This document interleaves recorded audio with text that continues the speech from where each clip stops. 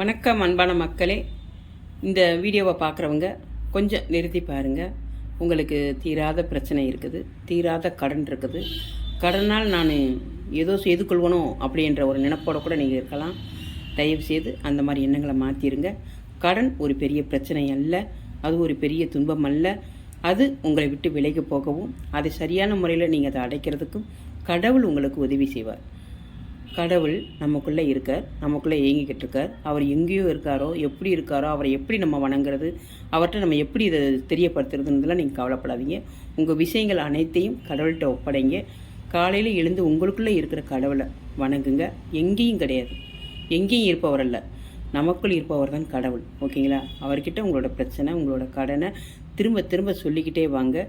கண்டிப்பாக ஒரு மர்மமான விஷயத்தில் உங்கள் கடன் அடைப்பற்றும். அதுலேருந்து நீங்கள் விடுதலை ஆயிடுவீங்க. கடவுளை நம்புங்க, கடவுள்கிட்ட உங்களோட பிரச்சனையை ஒப்படைங்க. கூடிய சீக்கிரத்தில் உங்கள் கடன் பிரச்சனை தீர்ந்துடும். நன்றி, வணக்கம்.